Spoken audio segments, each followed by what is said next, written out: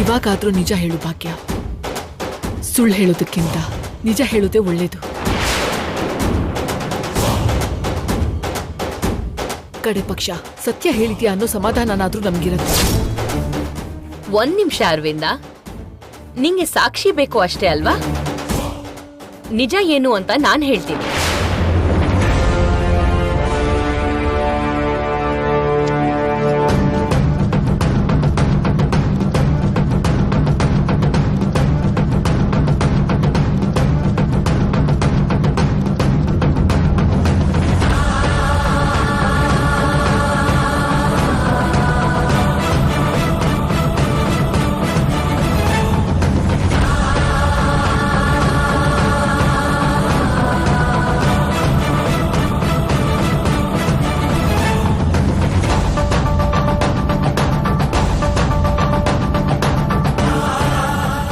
ಅರವಿಂದ, ನೀನ್ ನನ್ ಮಾತ್ ನಂಬ್ತೀಯ ಅಲ್ವಾ? ಭಾಗ್ಯ ಹೊಟ್ಟೆಲಿ ಒಂದ್ ಹರಿ ನೀರ್ ಕೂಡ ಇಲ್ಲ.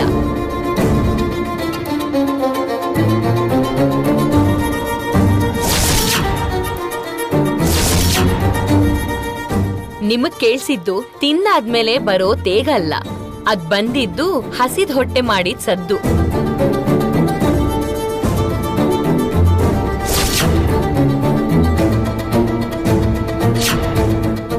ನಾ ಹೇಳೋದನ್ನ ನಂಬು ಅರವಿಂದ. ಭಾಗ್ಯ ತುಂಬಾ ನಿಷ್ಠೆಯಿಂದಿದ್ದಾಳೆ.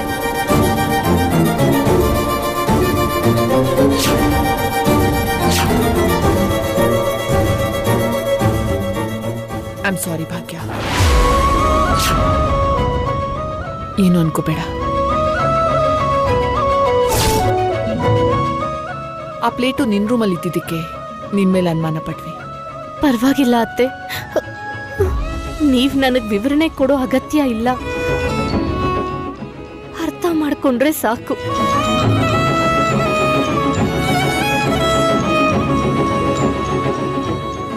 ಆ ಪ್ಲೇಟ್ ಅತ್ಗೆ ತಂದಿಲ್ಲ ಅಂತಂದ್ರೆ ಹಾಗಾದ್ರೆ ಬೇರೆ ಯಾರೋ ತಂದಿಟ್ಟಂಗಲ್ವಾ?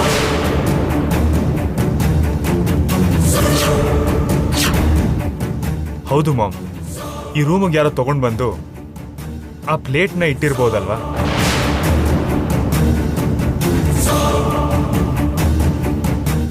ಅಯ್ಯೋ ದೇವ್ರೆ, ಈಗ ಪ್ಲೇಟ್ ಬಗ್ಗೆ ಇನ್ವೆಸ್ಟಿಗೇಷನ್ ಮಾಡ್ತಾರ ಏನು? ಮಮ್ಮಿ, ಭಾಗ್ಯ ತಿಂದಿಲ್ಲ ಅಂತ ಕನ್ಫರ್ಮ್ ಆಯ್ತಲ್ಲ, ಈಗ ಈ ಪ್ಲೇಟ್ ಬಗ್ಗೆ ಯಾಕೆ ಯೋಚನೆ ಮಾಡ್ಬೇಕು? ಇಲ್ಲ ಹನ್ಸಿಕಾ, ಆ ಪ್ಲೇಟಿಂದಾಗಿನೇ ನಾವೆಲ್ಲರೂ ಭಾಗ್ಯನ ಅನುಮಾನಿಸ್ಬೇಕಾಯ್ತು.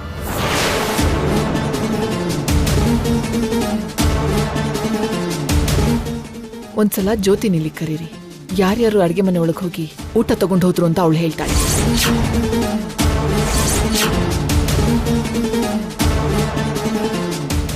ಈಗ ಸಿಕ್ ಬೀಳೋದು ಗ್ಯಾರಂಟಿ.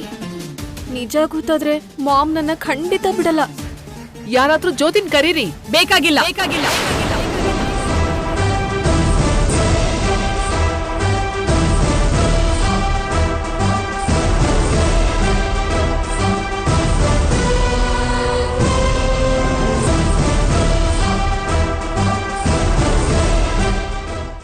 ಆ ಪ್ಲೇಟ್ ಅಲ್ಲಿ ನಾನೇ ಇಟ್ಟಿದ್ದು. ನೀನಾ? ಹೌದು. ಆಗ್ಲೇ ಭಾಗ್ಯ ತಲೆ ತಿರುಗಿ ಬಿದ್ದಿದ್ದು ಗೊತ್ತಾಯ್ತು. ನಾನ್ ತಿಂತಾ ಬಂದವಳು ಭಾಗ್ಯನ್ ಒಂದ್ಸಲ ನೋಡ್ಕೊಂಡು ಹೋಗೋಣ ಅಂತ ಬಂದೆ. ಭಾಗ್ಯ ನಿದ್ರೆ ಮಾಡ್ತಿದ್ಲು. ಎದ್ರೆ ಮಾತಾಡೋಣ ಅಂತ ನಾನು ಇಲ್ಲೇ ತಿಂತಾ ಕೂತಿದ್ದೆ. ಅವಳು ಎಷ್ಟೊತ್ತಾದ್ರೂ ಹೇಳ್ದೆ ಇದ್ದಾಗ ಹೋಗುವಾಗ ಪ್ಲೇಟ್ ಇಲ್ಲೇ ಮರ್ತು ಹೋಗ್ಬಿಟ್ಟೆ.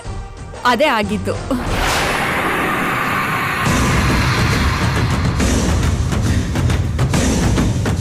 ನೋಡಿದ್ರ, ಸುಮ್ನೆ ಭಾಗ್ಯನ ಮೇಲೆ ಅನುಮಾನ ಪಟ್ರಿ. ಸರಿ ಬಿಡು, ವಿಷಯ ಏನು ಅಂತ ಎಲ್ಲರಿಗೂ ಅರ್ಥ ಆಯ್ತಲ್ವಾ?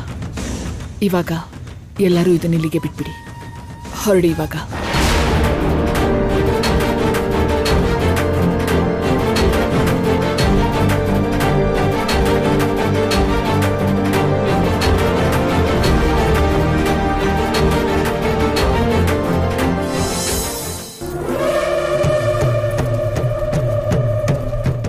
ನಾವೆಲ್ಲೋ ಸಿಕ್ಬಿದ್ವಿ ಅಂತ ಅನ್ಕೊಂಡೆ ಚಿಕ್ಕಮ್ಮ. ಕರೆಕ್ಟ್ ಟೈಮ್ಗೆ ಅನಂತ ಬಂದಿದ್ದಕ್ಕೆ ಸೇಫ್ ಆದ್ವಿ. ಏನು ಸಿಕ್ಬಿಡ್ಲಿಲ್ಲ ಅಂತ ಇಬ್ರು ಸಂತೋಷ ಪಡ್ತಾ ಇದ್ದೀರಾ? ಆಗ್ಲೇ ನೀವು ಆ ಪ್ಲೇಟ್ನ ತಗೊಂಡು ಭಾಗ್ಯನ್ ರೂಮ್ಗೆ ಹೋಗೋದನ್ನ ನಾನ್ ನೋಡ್ದೆ. ಅದಕ್ಕೆ ನೀವು ಸಿಕ್ಬೀಳ್ಬಾರ್ದು ಅಂತ ನಾನ್ ಬಂದ್ ಸುಳ್ಳು ಹೇಳ್ದೆ. ಓಕೆ, ಥ್ಯಾಂಕ್ಸ್ ಅನಂತ. ಕರೆಕ್ಟ್ ಟೈಮಿಗೆ ಬಂದು ಚೆನ್ನಾಗಿ ಕವರ್ ಮಾಡ್ದೆ. ಭಾಗ್ಯ ಈಗ ತಪ್ಪಿಸ್ಕೊಂಡಿರಬಹುದು. ಪೂಜೆ ಮಾಡೋದ್ರಲ್ಲಿ ಏನಾದ್ರೂ ಮಾಡಿ ಆ ಅಕ್ಕನ್ ಮುಂದೆ ಅವಳು ತಲೆ ತಗ್ಸೋ ಹಾಗೆ ಮಾಡ್ತೀನಿ.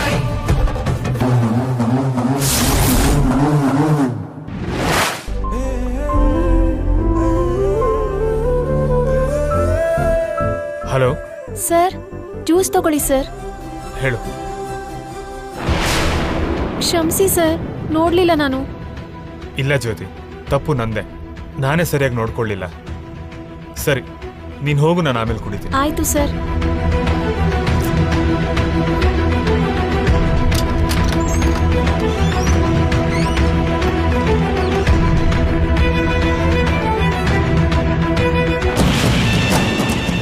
ನಾನೊಂದು ಮೂಲಿಕೆನ ಕಳಿಸ್ತೀನಿ. ಅದು ಇವತ್ತಿನ ದಿನ ಪೂರ್ತಿ ಮಿತ್ರನ ಜೇಬಲ್ಲಿ ಇರೋ ಹಾಗೆ ನೋಡ್ಕೊಳ್ಳಿ.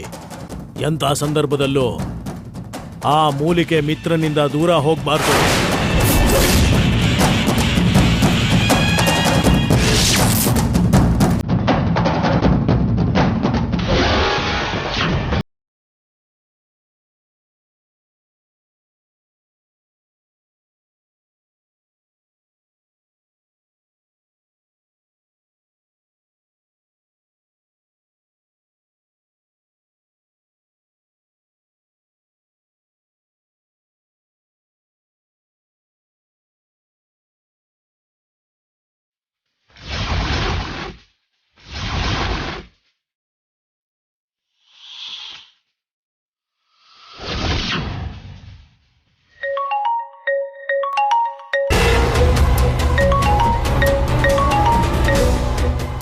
ಬಾವನ್ ಫೋನು.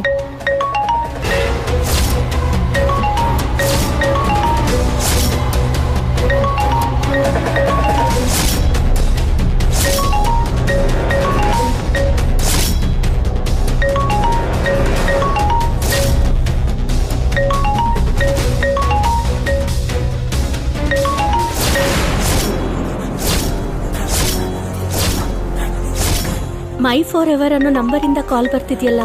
ಇಷ್ಟು ಸಲ ಕಾಲ್ ಮಾಡ್ತಿದ್ದಾರೆ ಅಂದ್ರೆ ಖಂಡಿತವಾಗ್ಲೂ ಗೋಲ್ಡ್ ಶಾಪ್ ಅಲ್ಲಿ ಬಾವನ್ ಜೊತೆ ಕಾಣಿಸಿರೋ ಹುಡುಗಿನೇ ಆಗಿರ್ತಾಳೆ. ಇವಾಗ ಬಾವ ಬಂದು ಕಾಲ್ ರಿಸೀವ್ ಮಾಡ್ತಾರೆ. ಯಾರು ಅಂತ ತಿಳ್ಕೋಬೇಕು.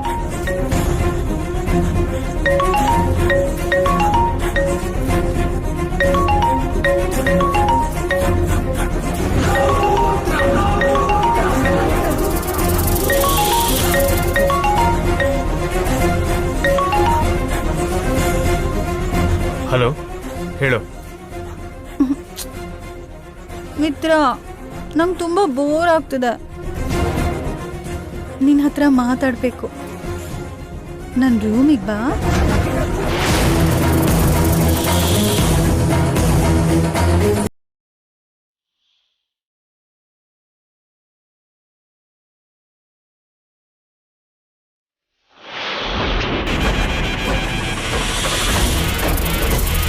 ಈಗ್ಲಾ? ನಾನು ಅಲ್ಲಿಗೆ ಬಂದು ಏನು ಮಾತಾಡಲಿ? ನೀನಿಲ್ಲಿ ಬಂದರೆ ನಾನು ಹೇಳ್ತೀನಿ, ಫೋನಲ್ಲ. ಆ ಹುಡುಗಿನ ಮೀಟ್ ಮಾಡೋದಕ್ಕೆ ಬಾವ ಹೋಗ್ತಿರೋ ಹಾಗಿದ್ದಾರೆ. ಬಾವನ್ ಫಾಲೋ ಮಾಡಿದ್ರೆ ಇಬ್ರು ರೆಡ್ ಹ್ಯಾಂಡೆಡ್ ಆಗಿ ಹಿಡ್ಕೋಬಹುದು.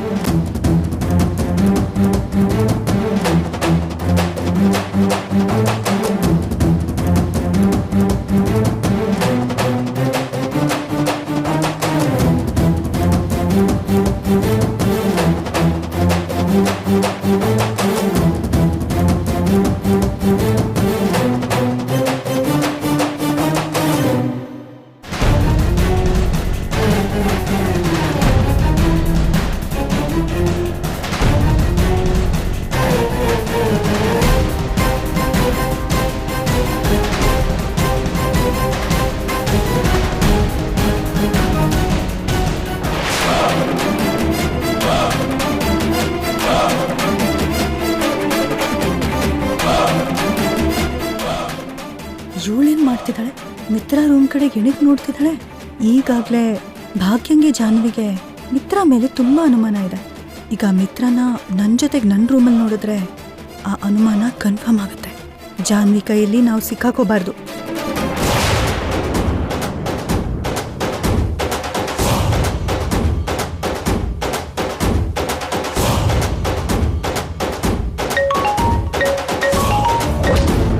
ಹಲೋ, ಹೇಳು.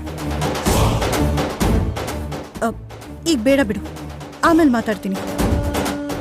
ಸಡನ್ ಆಗಿ ಏನಾಯ್ತು? ಹೇಳಿದ್ನಲ್ಲ, ನನ್ನ ಮಾತು ಕೇಳು, ನಾವು ಆಮೇಲೆ ಮಾತಾಡೋಣ. ಸರಿ.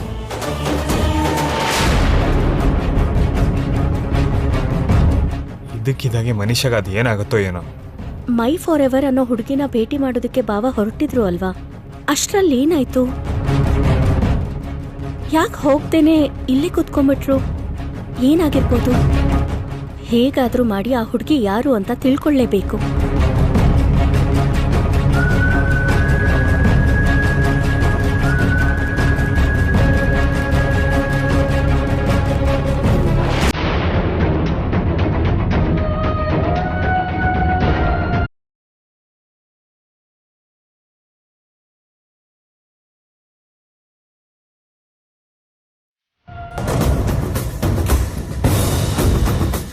ಈ ಜಾಹ್ನವಿ ಏನೋ ಹೊಸ ಇನ್ವೆಸ್ಟಿಗೇಷನ್ಸ್ ಮಾಡೋ ಹಾಗೆ ಕಾಣ್ತಿದ್ದಾಳೆ. ಸ್ವಲ್ಪ ಹುಷಾರಾಗಿರ್ಬೇಕು. ಹಾಗೆ ಭಾಗ್ಯ, ಜಾಹ್ನವಿ ಮಿತ್ರನ ಡೌಟ್ ಮಾಡ್ತಿದ್ದಾರೆ ಅನ್ನೋ ವಿಷಯನ ಮಿತ್ರ ಕೂಡ ಹೇಳ್ಬಾರ್ದು. ಯಾಕಂದ್ರೆ ಅವ್ರ ಮಧ್ಯೆ ಇರೋ ಆ ಅನುಮಾನನೇ ಯಾವುದೋ ಒಂದಿನ ದೊಡ್ಡದಾಗಿ ಭಾಗ್ಯಂಗೆ ಮಿತ್ರಗೆ ಮಧ್ಯೆ ದೂರ ಬೆಳೆಯೋ ಹಾಗೆ ಮಾಡುತ್ತೆ. ಮಾಡಬೇಕು.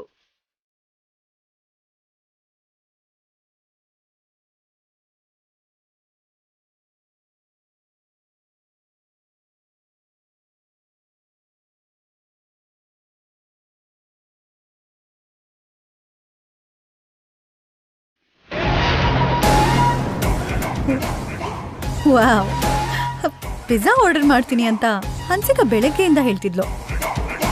Already order ಮಾಡಿದಾಳೆ.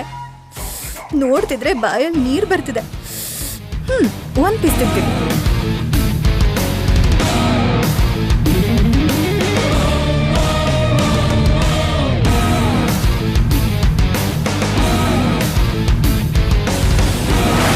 ತೆದಿಗೆ ಪೂಜೆಗೋಸ್ಕರ ಕಟ್ನಿಟ್ಟು ಉಪವಾಸ ಮಾಡ್ತಿದ್ದಾಳೆ ಮಿತ್ರ. ಬೆಳಗ್ಗೆಯಿಂದ ಇವಳು ಒಂದ್ ತೊಟ್ಟು ನೀರು ಕೂಡ ಮುಟ್ಟಿಲ್ಲ. ನೋಡು, ತಲೆ ತಿರ್ಗಿ ಹೀಗ್ ಬಿದ್ಬಿಟ್ಲು.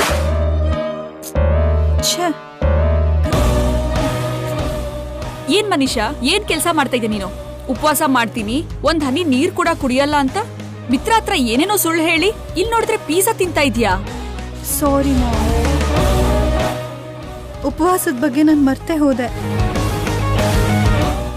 ಪಿಜ್ಜಾ ನೋಡ್ತಿದ್ದ ಹಾಗೆ ಹೊಟ್ಟೆ ಹಸಿವು ಜಾಸ್ತಿ ಆಗೋಯ್ತು. ಅದಕ್ಕೆ ಹಿಂದೆ ಮುಂದೆ ಯೋಚನೆ ಮಾಡಿದೆ, ಒಂದು ಪೀಸ್ ಗಬ್ಬ ಗಬ್ಬ ತಿಂದ್ಬಿಟ್ಟೆ. ತಿಂದ್ರೆ ತಿನ್ನು, ತಿಂದಿದ್ದು ಯಾರಿಗೂ ಗೊತ್ತಾಗದೇ ಇರೋ ಹಾಗೆ ಇರು. ಅದ್ರಲ್ಲೂ ಮಿತ್ರಿಗೆ ಮಾತ್ರ ಈ ವಿಷಯ ಗೊತ್ತಾಗ್ಬಾರ್ದು. ಹೊರಗಡೆ ಎಲ್ರೂ ಮುಂದೆ ಸ್ವಲ್ಪ ಸುಸ್ತಾಗಿರೋ ತರ ಇರು. ಆಗ್ಲೇ ನೀನು ಉಪವಾಸ ಮಾಡ್ತಾ ಇದೀಯ ಅಂತ ಎಲ್ರೂ ನಂಬ್ತಾರೆ. ಸರಿ ಸರಿ, ಹಾಗೆ ಮಾಡ್ತೀನಿ ಬಿಡು.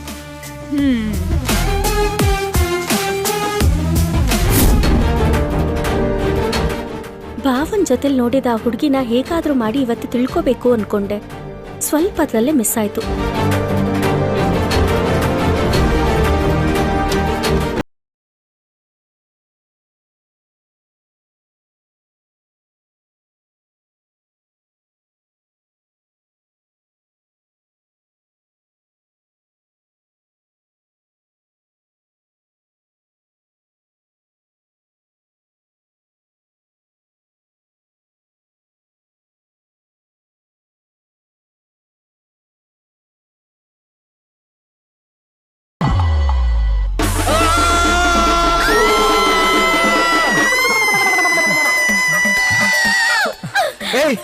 ನೀನೇನೆ ಇಲ್ಲಿ? ಅದನ್ನೇ ನಾನು ಕೇಳ್ತಾ ಇರೋದು. ನೀನೇನಿಲ್ಲಿ? ಇದು ನನ್ ರೂಮು. ನನ್ ರೂಮಲ್ಲಿ ನಾನಿಲ್ದೆ ಇಂಡಿಯನ್ ಮಿನಿಸ್ಟರ್ ಇರ್ತಾರೆ ಅನ್ಕೊಂಡಿದ್ಯಾ? ನಿನ್ ರೂಮ್ ಆದ್ ಮಾತ್ರಕ್ಕೆ ಹೀಗ್ ಬಟ್ಟೆ ಬಿಚ್ಕೊಂಡು ಡ್ಯಾನ್ಸ್ ಮಾಡ್ತಾರಾ? ನಾನು ಬಟ್ಟೆನಾದ್ರೂ ಬಿಚ್ಕೊಂಡಿರ್ತೀನಿ, ಏನಾದ್ರೂ ಮಾಡ್ತೀನಿ. ಇದು ನನ್ನ ರೂಮು, ನನ್ನ ಇಷ್ಟ. ಆದ್ರೆ ನೀನು ರೂಮ್ ಒಳಗ್ ಬರೋದಕ್ಕೂ ಮುಂಚೆ ಡೋರ್ ನಾಕ್ ಮಾಡ್ಬೇಕು ಅಂತ ಗೊತ್ತಿಲ್ವಾ? ಅಯ್ಯೋ, ನೀನೇನ್ ಮನ್ಮಥನ್ ಮಾವನ್ ಮಗ ನೋಡು, ನಿನ್ ಸೌಂದರ್ಯ ನೋಡೋದಕ್ಕೆ ನಾವಿಲ್ಲಿ ಕಾಯ್ತಾ ಇದೀವಿ. ಯಾರಿಗ್ ಗೊತ್ತು ಯಾವಾಗಿಂದ ಇದಕ್ ಕಾಯ್ತಾ ಇದೆಯೋ, ಎಷ್ಟ್ ಹೊತ್ತಿಂದ ಹೀಗೆ ನನ್ನೇ ನೋಡ್ತಾ ನಿಂತಿದ್ಯೋ. ಅಪ್ಪ ಮಹಾನುಭಾವ, ನಿನಗೆ ಅಷ್ಟೊಂದೆಲ್ಲ ಸೀನ್ ಇಲ್ಲ. ನಿನ್ನ ನೋಡಿ ಖುಷಿ ಪಡೋ ಹುಡುಗಿರು ಬೇರೆಯವ್ರು ಇರ್ತಾರೆ. ಅವರು ನನ್ ಕಾಲ್ ಉಗುರು ಕೂಡ ಸಮಾನ ಅಲ್ಲ, ಅರ್ಥ ಆಯ್ತಾ? ಈ ಜಹನವಿನ ಆತರ ಹುಡುಗಿ ಅಂತ ಅನ್ಕೋಬೇಡ. ಹಬ್ಬಬ್ಬಾ,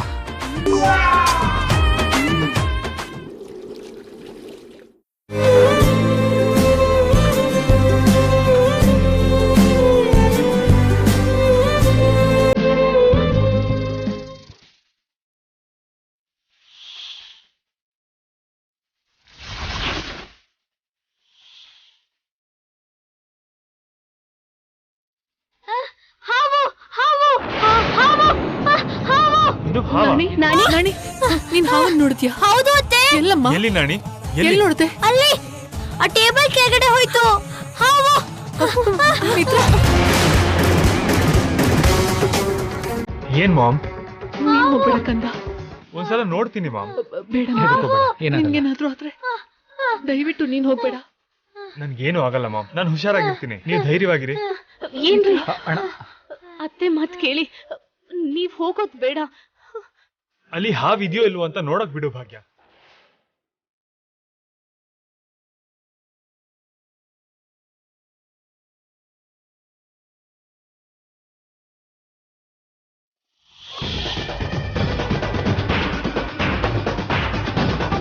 ಮಿತ್ರನ ಜೀವನದಲ್ಲಿ ಮತ್ತೊಂದು ಗಂಡಾಂತರ ತಲೆದೂರಿದೆ. ಏನ್ ಸ್ವಾಮಿಗಳೇ ಅದು? ಸರ್ಪ ಗಂಡಾಂತರ. ಭಗವಂತ, ಮಿತ್ರನ್ಗೆ ಯಾವುದೇ ರೀತಿ ಅಪಾಯ ಆಗದಿರೋ ಹಾಗೆ ನೋಡ್ಕೋತಂದೆ.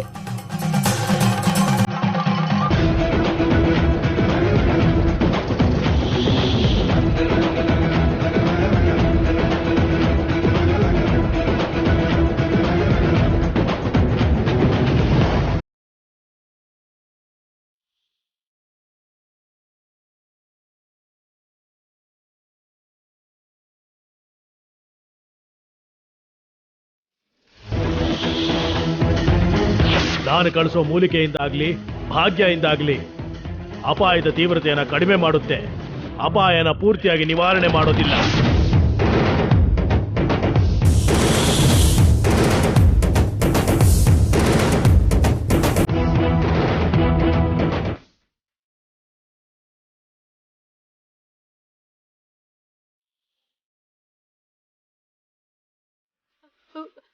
ಮಿತ್ರ ಬೇಡ.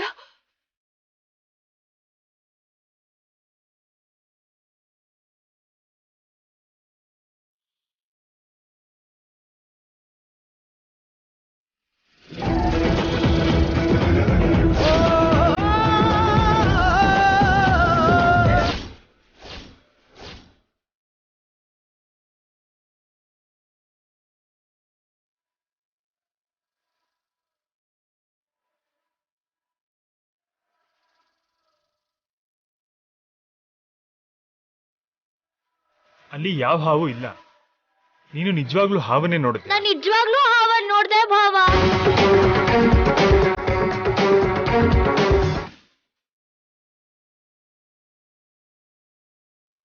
ನಾಣಿ, ನಿಂಗೆ ನಿಜವಾಗ್ಲೂ ಹಾವು ಕಾಣಿಸ್ಕೊಳ್ತಾ? ನಾನು ನಿಜಾನೇ ಹೇಳ್ತಿದ್ದೀನಿ ಅತ್ತೆ, ಆ ಹಾವು ಅಲ್ಲೇ ಹೋಗಿದ್ದು.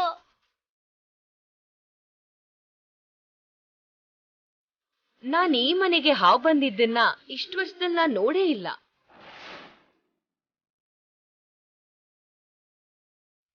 ನಾಣಿ, ಮತ್ತೆ ಫೋನಲ್ಲಿ ನೀನು ಆ ಸ್ನೇಕ್ ಗೇಮ್ ಆಡಿದ್ಯಾ? ಹೌದಕ್ಕ, ಆಡ್ದೆ. ನಿನಗೆ ಹೇಗ್ ಗೊತ್ತು?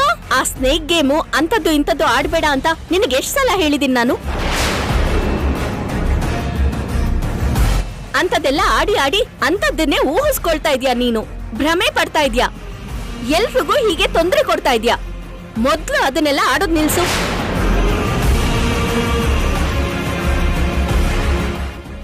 ನಾಣಿ ಹಾವನ್ ನೋಡಿದ್ನ? ಅವನ್ ಹಾವನ್ ನೋಡಿದ್ರೆ ಸ್ವಾಮಿಗಳು ಹೇಳ್ದಾಗೆ ಸರ್ಪಗಣ್ಣ ಅಂತ ಮಿತ್ರನ್ ಬೆನ್ನಟ್ಟಿ ಬಂದಿದೆ ಅಂತ ಅರ್ಥ. ಮಿತ್ರನ್ಗೆ ಏನೂ ಆಗ್ದಿರೋ ಹಾಗೆ ನೋಡ್ಕೋಬೇಕು.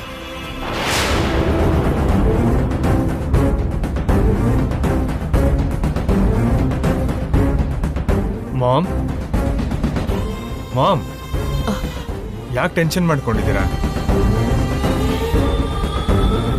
ಏನೋ ನಡೀಬಾರ್ದು ನಡೆದಿರ ಹಂಗೆ ಯೋಚನೆ ಮಾಡ್ತಿದ್ದೀರಾ? ಅದೇನೂ ಇಲ್ಲ ಮಿತ್ರ, ಸಾಯಂಕಾಲ ಪೂಜೆ ಇದೆ ಅಲ್ವಾ, ಯಾವುದೇ ರೀತಿ ಆತಂಕ ಇಲ್ಲದೆ ಹೇಗೆ ಮಾಡೋದು ಅಂತ ಯೋಚಿಸ್ತಿದ್ದೆ. ಭಾಗ್ಯ, ಅತ್ತೆ, ಪೂಜೆಗೆ ಎಲ್ಲ ಸಿದ್ಧತೆನೂ ಇವಾಗಲೇ ಶುರು ಮಾಡು. ಸರಿ ಅತ್ತೆ.